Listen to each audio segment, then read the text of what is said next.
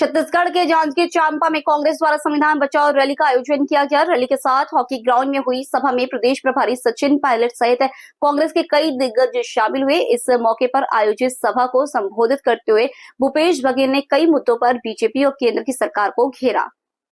बघेल ने कहा, मनमोहन सिंह ने 26/11 की घटना में कमांडो तारा और कसाब को जिंदा पकड़ा। पहलगाम हमले के बाद अमित शाह जी उतरे थे, लेकिन आज तक आतंकवादियों को नहीं पकड़ा गया।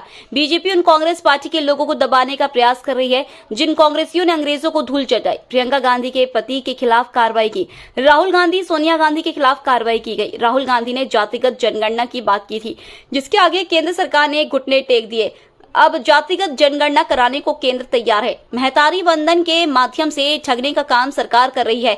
जहां मजदूरों को 28,000 रुपए महीना मिलना था, उसे रोककर महिलाओं को 1,000 रुपए महीना देकर ठग रहे हैं। पहलगाम में आतंकवादियों ने धर्म पूछकर मारा, वैसे ही झीरम घाटी हत्याकांड में नाम पूछ कर मारा गया। दोनों ही मामले में सुरक्षा नहीं दी गई, न कांग्रेस के नेताओं को न पर्यटकों को।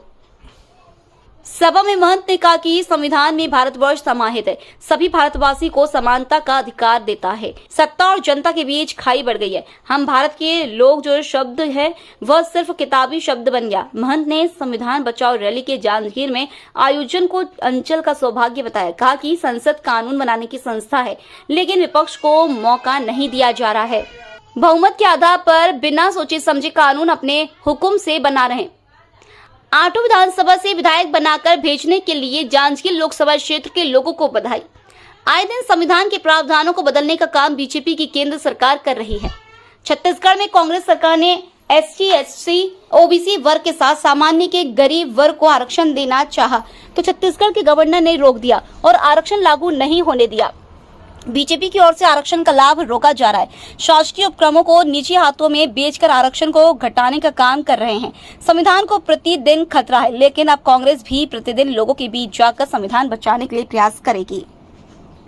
सभा को प्रदेश प्रभारी सचिन पायलट ने भी संबोधित करते हुए कहा, मध्य प्रदेश के मंत्री द्वारा सेना में सोफिया कुरैशी के ऊपर किए गए टिप्पणी के मामले में अब तक कोई कार्रवाई नहीं की गई है। केंद्रीय मंत्री राजद्रोह कर रहे हैं।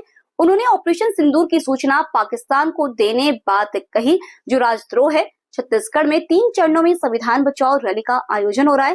पहले चरण में आज सभा, फिर दूसरे फेज में विधानसभा स्तर पर आयोजन होगा। तीसरे चरण में नेता डोर टू डोर लोगों से मिलकर संविधान से मिले मौलिक अधिकारों की जानकारी देंगे। Bureau report, VCN times, Janjgir Champa.